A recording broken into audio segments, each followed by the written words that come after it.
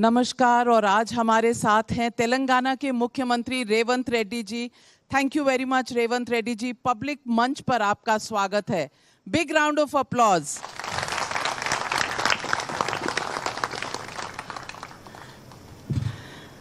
रेवंत रेड्डी जी, चुनाव का समय है, तनाव बहुत है। तनाव चुनाव में क्यों हो जाता है? कोई किसी को कुछ कह रहा है, कोई किसी को कुछ कह रहा है। That is game rule. क्योंकि पहले विचारधारा के ऊपर चुनाव होते थे। नरेंद्र मोदी जी आने के बाद जो विचारधारा सबको लोग भूल गए। चुनाव में जीतना है, बस कुछ भी करो, कुछ भी बोलो, कुछ भी वादा करो। तो ये कंपटीशन ऐसा हो गया कि एक प्लेयर अगर वो तरीक़ा से अगर गेम शुरू किए, अगला प्लेयर भी वैसे ही शुरू करना पड़ता है, इसीलिए इतना तनाव आ गया। तो अब इस गेम में कोई रूल्स नहीं है, कोई रेगुलेशन नहीं है। आप ये कहना चाह रहे हैं क्योंकि एक तरफ ओवैसी जी हैं आपके इसी हैदराबाद के, वो कहते हैं आप तो आरएसएस के हैं और केसीआर जी कहते हैं आप चुनाव के बाद यहाँ कांग्रेस छोड़कर 30-40 एमएलए लेकर बीजेपी में चले जाएंगे। आप कहते हैं केसीआर जो है वो बीजेपी के बी टीम है, मिले हुए हैं। ये चल क्या रहा है? कौन कहाँ पर है? ये तो मुझे अच्छा दिखता है। तेलंगाना में कोई भी राजनीति करना है तो रेवंत का नाम लेना ही लेना। इतना मजबूरी कर दिया मैं ओवैसी को, केसीआर को और बाकी के लोगों को कि बिना रेवंत चुनाव नहीं लड़ सकते। तो मुझे अच्छा लगता है क्योंकि चुनाव से पहले भी ऐसी बड़े बड़े बातें बोले, गलत बातें भी बोले। लोग सब सुनकर लोग जवाब दे दिए इन लोगों को। उसके बाद भी ऐसी झूठा बातों से चुनाव जीतने के लिए कोशिश कर रहे। मगर तेलंगाना की जनता बहुत होशियार है। कौन क्या कर रहा है, कौन किसका इशारा कहाँ चल रहा है, कौन किसके साथ काम कर रहा है। मैं एक सवाल आपसे पूछना चाहता हूँ। दारुस्सलाम ऑफिस कहाँ है, आपको पता है? कौन सी असेंबली कॉन्स्टिट्यूंसी? लेकिन सवाल पूछने का काम तो मुझे नहीं, दुनिया को दिखाने के लिए मैं आपसे सवाल कर रहा हूँ। दारुस्सलाम ऑफिस गोशा महल असेंबली कॉन्स्टिट्यूंसी में है। गोशा महल से राजा सिंह एमएलए है जो बीजेपी को हराने के लिए पूरा देश भर घूमने ओवैसी गोशा महल असेंबली में चुनाव नहीं लड़ रहा। इसका मतलब क्या है? लेकिन कहते तो ये भी हैं कि कांग्रेस पार्टी हैदराबाद में ओवैसी के खिलाफ किसी को नहीं खड़ा कर रही। आप भी मिले हुए हैं कहीं ना कहीं ताकि बिहार में, उत्तर प्रदेश में कांग्रेस का जो एक वोट बैंक है, माइनॉरिटी वोट बैंक, उसको ओवैसी ना काटे, इसीलिए आप भी मिले हुए हैं। चुनाव नहीं लड़ रहा है बोल के किसने कहा? 25 तारीख तक टाइम है कैंडिडेट्स चुनाव लड़ने के लिए। मुझे छोड़ दो। अगर सचमुच नरेंद्र मोदी जी असदुद्दीन ओवैसी को अगर चुनाव में हराना है तो क्यों वहाँ पर हिंदुओं को टिकट दिए?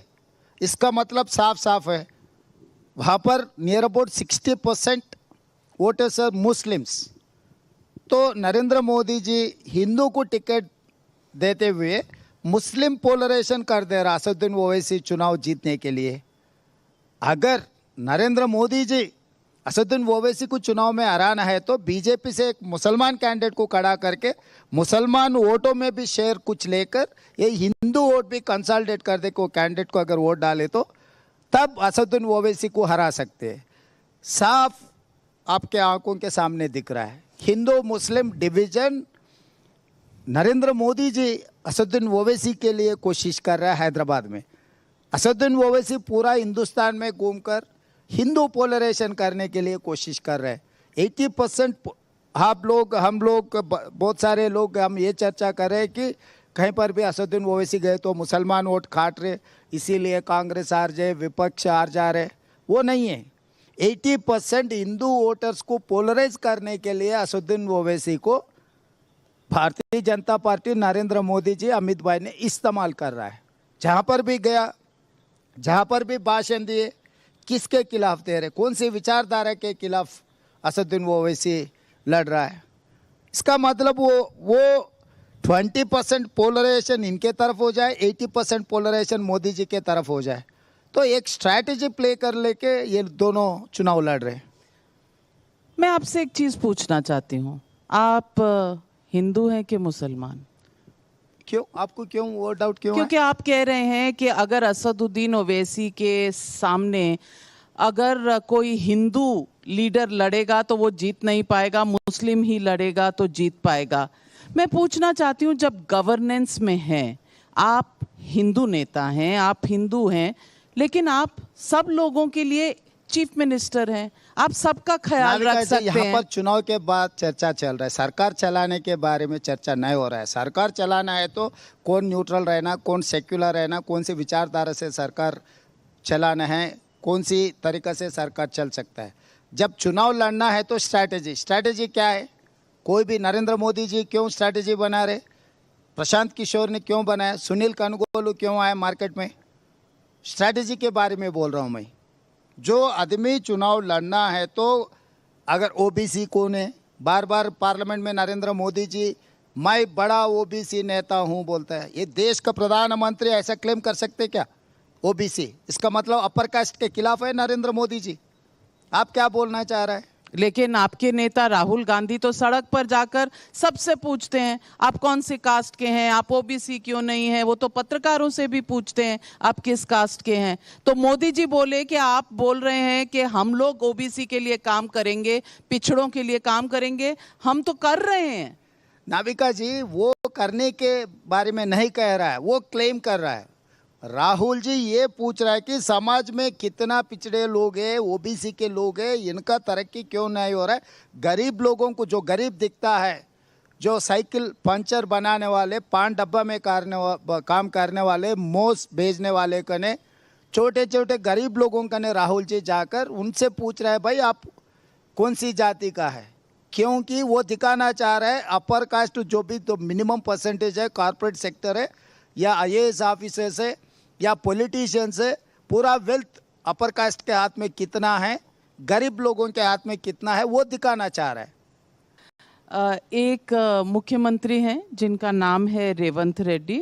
रेवंत रेड्डी शेयर कर रहे थे स्टेज प्रधानमंत्री नरेंद्र मोदी के साथ। तब उन्होंने क्या कहा, मैं आपको सुनवाना चाहती हूँ, सुनिए। नरेंद्र मोदी जी, हमारे हिसाब से प्रधानमंत्री का मतलब हमारे बड़े भाई के जो मदद रहे तो ये हर प्रदेश के मुख्यमंत्री उनके क्षेत्र में वो कुछ तरक्की कर सकता है, कुछ डेवलपमेंट को आगे ले सकता है। इसीलिए मेरा गुजारिश है इस वक्त तेलंगाना अगर आगे तरक्की करना है, हम भी गुजरात जैसा हम आगे जाना है तो यहाँ पर आपकी मदद जरूरी है। यानी कि नरेंद्र मोदी बड़े भाई और गुजरात मॉडल आपका मॉडल जो आप तेलंगाना में चलाना चाहते हैं। क्या करे थे उसमें नाविका जी, अच्छा हुआ मुझे याद दिलाया। This is union of states. Union of states में जितने भी मुख्यमंत्री लोग हैं, ये सब मुख्यमंत्रियों को प्रधानमंत्री बड़ा भाई है। आज के तारीख में नरेंद्र मोदी जी वो कुर्सी में है, क्योंकि कुछ सब्जेक्ट स्टेट के रहते, कुछ सब्जेक्ट सेंटर के रहते, बाकी के सब्जेक्ट कॉन्करेंस लिस्ट मतलब स्टेट एंड सेंट्रल कि जो tax, income tax, central tax, IGST, ये सब सारे पैसे दिल्ली जा रहे हैं। नरेंद्र मोदी जी पैसे देना है, परमिशंस देना है। हमारे तेलंगाना में तो जो इरिगेशन प्रोजेक्ट से एनवायरनमेंट क्लियरेंस नहीं दे रहा है। Because of that reason project cost is escalating like anything.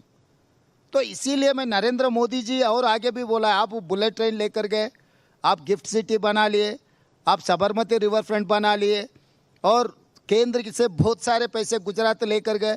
कोई भी तेलंगाना में इन्वेस्टमेंट करने के लिए आए तो डरा के फिर वो गुजरात लेकर जा रहा है। तो प्रधानमंत्री सबको, जितने सारे मुख्यमंत्री हैं सबको छोटे भाई समझकर सबको मदद देना, सबका हिस्सा बराबर देना। हमारे हिस्सा हमको बराबर नहीं मिल रहा है, इसीलिए प्रधानमंत्री से मैं ये कहा, याद दिलाया उनको, आप बड़ा भाई है, आप बड़ा भाई जैसा काम करना है, सब छोटे भाइयों को मदद करना आप है। याद दिला रहे थे। हाँ। और आप जिन्हें बड़ा भाई कहते हैं उन्हें आपके नेता राहुल गांधी क्या कहते हैं? उसका हिस्सेदार बराबर है ना, वो लोग कॉन्फ्लिक्ट ऑफ इंटरेस्ट है, एक ही कुर्सी के लिए दोनों लड़ रहे हैं। वो छोटे भाई बड़े भाई कहाँ हैं?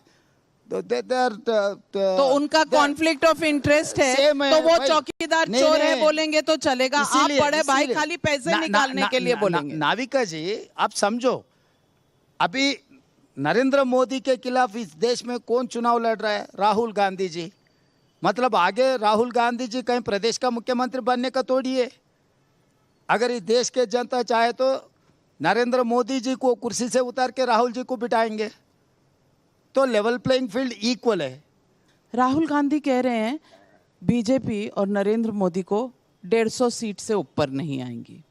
प्रियंका गांधी जी कह रही हैं 180 सीटें आएंगी। सिद्धारमैया जी कह रहे हैं 200 सीटें आएंगी। आप कह रहे हैं 220 से 240 आएंगी। ये कांग्रेस पार्टी वाले आपस में बात नहीं करते हैं क्या? अगर बात करते तो स्ट्रैटेजी, जो स्ट्रैटेजी आप बोल रहे हो वो भी सेम रहता और इंटरनल जो आपका सर्वे है उसका भी पता चलता। कभी कभी ऐसा हो जाता है, हम भी पत्रकारों से ज़्यादा बात करते हैं ना, जो पत्रकार हमें दिखाएंगे वो हिसाब से कभी कभी हम लोग भी गलत फहमी में चले जाते हैं। तो एक बात प्रियंका जी, राहुल जी, सिद्धरामैया जी, एक ही बात कहा, आप वो कन्वीनियंटली वो भूल जा रहे। ईवीएम नहीं है तो नरेंद्र मोदी जी चुनाव नहीं लड़ सकते। नरेंद्र मोदी जी का भरोसा EVM, ED, income tax, CBI, Adani, Ambani, ये नरेंद्र मोदी जी परिवार है ना, वो परिवार से चुनाव जीतने के लिए कोशिश करिए। परिवार को दूर रख के अगर नरेंद्र मोदी जी भारतीय जनता पार्टी के विचारधारा से अगर चुनाव लड़ेंगे ना, तब पता लगेगा भारतीय जनता पार्टी को कितने सीट मिलने वाले हैं। रेवंत रेड्डी जी, आप तो इसी ईवीएम से जीतकर मुख्यमंत्री बने। अब आपको ईवीएम पर शक होगा तो तेलंगाना की जनता को शक हो जाएगा कि आप कैसे जीते। आपने भी तो ईवीएम इसीलिए फिक्स नहीं किया होगा। 100 सीट मिलने वाले थे, 65 में रुक गए नाविका जी। हम लोग 100 सीट हमको मिलना था, हमको भरोसा था, उम्मीद था 100 सीट मिलने का। तो वो लोग समझे कि 19-20 में इधर इधर हो जाएंगे। इसीलिए प्रदेश में जो ईवीएम मशीन आप जब चाहे तब ऑपरेट कर सकते, it is not automatically operation. Narendra Modi ji को अभी बैंक ये बहुत बड़ा चार्ज लगा रहे हैं बड़े भाई पर। नहीं, हाँ, नाविका जी, आपके पैसे बैंक में है, बैंक से सीधा सीधा आपके पर्स में तोड़े आएंगे। आप बैंक जाना, दस्तखत करना, रिसीट देना, चेक देना, फिर पैसे लेना। नरेंद्र मोदी जी को भी जब जब जरूरत है तो तभी ईवीएम को इस्तेमाल करेंगे। हर बार हर छोटे मोटे चीजों के लिए वो इस्तेमाल नहीं करता है। तो तेलंगाना छोटा मोटा राज्य है। हाँ, उनके लिए तो छोटा ही है ना। एक प्रधानमंत्री को एक प्रदेश छोटा ही है। कांग्रेस पार्टी और आपके अलायंस पार्टनर्स तो कहते हैं कि गौमूत्र स्टेट्स में बीजेपी जीतती है, साउथ में नहीं जीत सकती। तो ये भारत के दो टुकड़े कर कौन रहा है? मोदी जी कर रहा है। कैसे? अभी आंध्र तेलंगाना में क्यों तेलंगाना हम पूछे राज? हर बार आंध्र के लोग तेलंगाना के ऊपर जबरदस्ती किए। हमारा हक हमको नहीं मिल रहा था, हमारे पैसे, हमारा बजट हमको नहीं मिल रहा था, तो इसीलिए हम लड़के तेलंगाना लिए। आगे ऐसे ही नरेंद्र मोदी जी कहा तो साउथ एंड नॉर्थ कन्फ्रंटेशन हो जाए, क्योंकि आप साउथ को जो मिलना था, जो इससे पहले मिल रहा था, आप ये 10 साल में क्यों नहीं दिए? इसका जवाब दिए तो इसका जवाब ढूंढे तो आपको पता लगेगा कि साउथ को क्या अन्याय हो जा रहा है। वेंकैया नायडू जी यहीं से आते हैं और वेंकैया नायडू जी वाइस प्रेसिडेंट रहे हैं इस देश के, चेयरमैन ऑफ राज्यसभा रहे हैं, वो मिनिस्टर रहे हैं। रेवंत रेड्डी जी, आप कुछ थोड़े बहुत चीजें भूल क्यों जाते हैं। प्रेसिडेंट ऑफ इंडिया नहीं बनाए? वेंकैया नायडू को क्यों दिल्ली से हैदराबाद को भेज दिए? क्या गुनाह किया था? भारतीय जनता पार्टी का प्रधान कार्यदर्शी था, अध्यक्ष था। जब वेंकैया नायडू जी अध्यक्ष था तब नरेंद्र मोदी जी जनरल सेक्रेटरी था। तो वेंकैया नायडू को वॉलंटियर रिटायरमेंट क्यों दिए आप लोग? वो तो राजनीति छोड़ना नहीं चाह रहा था, क्यों वॉलंटियर रिटायरमेंट जबरदस्ती उनको वॉलंटियर तो रिटायरमेंट? चलिए मैं भी आपसे एक काउंटर सवाल पूछते हैं। आचार्य प्रमोद कृष्णम को क्यों निकाल दिए आप? क्योंकि वो अयोध्या राम मंदिर गए थे इसलिए निकाल दिए? राम मंदिर जाना कौन रोक सकता है? कोई भी जा सकता है। राम मंदिर का शिलान्यास ने कौन शुरुआत किए? राजीव गांधी जी ने किए। लेकिन 22 जनवरी को तो बॉयकॉट किया। नहीं, नरेंद्र मोदी जी तोड़ी किए। राजीव गांधी जी ने शिलान्यास को परमिशन दिए, अलो किए थे। तो ये तो हिस्ट्री है, आपको भी पता है। बॉयकॉट क्यों किया प्राण प्रतिष्ठा को? अरे वो बीजेपी पॉलिटिकल इवेंट बना रहे, वो राम सबका बीजेपी भगवान से है। कोई भी नहीं था, खाली नहीं, प्रधानमंत्री। अडवाणी जी को क्यों नहीं आने दिए? अडवाणी जी को क्यों लेकर नहीं गए? अडवाणी जी को क्यों नहीं आने दिए? मुरली मनोहर जोशी को क्यों नहीं आने दिए? उमा भारती जी कहाँ थी? ये सब सारे जिस दिन अयोध्या में जो हुआ था तब जो लोग हाजिर थे सब लोगों को निकाल दिए। खाली मोदी जी उस दिन आपका वीडियो विजुअल्स दिखाओ आप, नरेंद्र मोदी जी के अलावा राम मंदिर में कोई चलने के लिए एक राम जी मूर्ति थे और बाकी का नरेंद्र मोदी जी थे, और किसी को अलो भी नहीं किया। वीडियो देखो आप लोग। और जो सनातन के खिलाफ आपके अलायंस पार्टनर डीएम के नेता ने कहा, उसके बारे में आपको लगता है जो कहा वो ठीक कहा? वो गलत है। कौन ठीक बोला है? वो उनका माइंडसेट है। आप उस अलायंस पार्टनर, उस सरकार के पार्ट हैं, तो क्या? तो क्या कुछ भी बोल सकते हैं? कुछ भी बोल सकते हैं। नहीं, कुछ बोले तो गलत रहा तो गलत बोल के हम बोल सकते हैं। उनका लेकिन किसी ने बोला नहीं, कांग्रेस पार्टी से। मैं बोल रहा हूँ ना, किसी ने- मैं तेलंगाना प्रदेश का अध्यक्ष हूँ, मैं मुख्यमंत्री हूँ, मैं कह रहा हूँ ना, मेरा स्टेटमेंट को क्यों नहीं लेते आप? क्यों मेरे को कोई जिम्मेदारी नहीं है क्या तो कांग्रेस आप कह पार्टी रहे हैं में? कि ये जो सनातन धर्म के बारे में कहा था वो गलत है? बराबर गलत है। किसी धर्म के खिलाफ कोई बोले तो वो ठीक नहीं है। बंगाल में आप अलायंस पार्टनर्स के साथ लड़ रहे हैं। आज ममता जी का स्टेटमेंट है, कोई भी आकर बोले कि हम इंडिया अलायंस से है, मत मानना, खाली तृणमूल कांग्रेस को वोट देना। वहां पर लेफ्ट पार्टीज, एनी राजा वायनाड में कह रही हैं कि राहुल गांधी लेफ्ट पार्टी से क्यों लड़ रहे हैं, उनकी बीजेपी से अगर कॉन्टेस्ट है तो वाराणसी से प्रधानमंत्री नरेंद्र मोदी के खिलाफ क्यों नहीं लड़ रहे? वायनाड की 41% मुस्लिम पॉपुलेशन वाली सीट पर आकर क्यों लड़ रहे हैं? ये अलायंस कहते हैं आप? बराबर अलायंस है, स्ट्रैटेजी है। This is not alliance, this is an strategy, political strategy. Pre elections alliance, post elections alliance. Pre elections में कुछ स्ट्रैटेजी है, पोस्ट इलेक्शंस कुछ तो स्ट्रैटेजी प्री है। इलेक्शन में एक दूसरे को गाली दो और पोस्ट इलेक्शन में साथ में बैठकर राज करो। अगर ऐसे बात कहा तो नीतीश कुमार जी, नरेंद्र मोदी जी कितने बार लड़ लिए? आज क्या कर रहे वो लोग? इससे पहले येडियुरप्पा, नरेंद्र मोदी जी का क्या पंचायत था? क्या बन गए? गाली जनार्दन रेड्डी भारतीय जनता पार्टी और नेता लोगों को क्या क्या कहा, आज भारतीय जनता पार्टी में ज्वाइन हो गए। अजित पवार ने भारतीय जनता पार्टी के खिलाफ बहुत कुछ कहा, आज भारतीय जनता पार्टी अलायंस में वो पार्टनर है। नवीन जिंदल, अशोक चौहान। मैं पूछना चाहती हूँ आपसे कि आप भी तो बीआरएस से ले रहे हैं लोगों को, तो अब करप्शन जो चार्जेस आप केसीआर एंड गवर्नमेंट पे लगाते थे उसका क्या होगा? आपकी भी तो एक छोटी वॉशिंग मशीन है। जितने लोगों को मैं लिया है उनका ट्रैक रिकॉर्ड वेरीफाई करो, उनके ऊपर चार्जेस नहीं है। मैं गिन गिन के जिसका कैरेक्टर है, जिसका करप्शन चार्जेस नहीं है, वो जनता में रहकर लोगों के लिए काम करते हैं, वही लोगों को ले रहा हूँ। अगर मैं चाहे तो उसमें से कोई भी एमएलए बचेगा नहीं। बाप बेटा दोनों छोड़कर सब लोग कांग्रेस में आ जाते थे, मगर सबको लेने के लिए तैयार नहीं हूँ मैं। रेवंत रेड्डी जी, चुनाव का पहला दौर आज हो गया है। पूछना चाहती हूँ आपसे, मोदी जी तो कह रहे हैं और कॉन्फिडेंट हैं 400 पार। मैं एक बात साफ बोलना चाहता हूँ, क्योंकि नारा के लिए अच्छा है, व्हाट्सएप यूनिवर्सिटी में चलाने के लिए भी ठीक है, मगर राजस्थान में 25 सीट्स है, 25 बीजेपी को मिल गए। गुजरात में 26 है, 26 उन्हीं को मिल गए। हरियाणा में 10 है, 10 का 10 मिल गए। दिल्ली में 7 है, 7 का 7 मिल गए। बिहार में 40 है, 39 ऐसा कुछ उन लोगों को मिल गए। उत्तर प्रदेश में 62 मिल गए। वेस्ट बंगाल में 18 मिल गए। झारखंड, छत्तीसगढ़, जहाँ पर भी देखो भारतीय जनता पार्टी को 80% से लेकर 100% तक रिजल्ट मिले, तो उन लोगों को मिला है 300। अब बात रहा साउथ में, केरला, तमिलनाडु, आंध्र प्रदेश, तेलंगाना, कर्नाटका, पुदुचेरी सब मिलकर 130 सीट से 130 में 15 सीट मिले से ज़्यादा है ये साउथ से। 130 में भारतीय जनता पार्टी को मिलने का है 15 सीट। 15 सीट छोड़ दिए तो वहाँ पर 400 के चिल्लर 413 सीट समझो। 413 में 100% जीते तो भी 400 होने का मुश्किल है। तो इस बार और कोई पार्टी वो लोग वहाँ पर 400 चेंज में अलायंस में 330 सीट कंटेस्ट कर रहा है भारतीय जनता पार्टी, तो 330 सीट में अगर कंटेस्ट किए तो 400 मिलेंगे कैसे?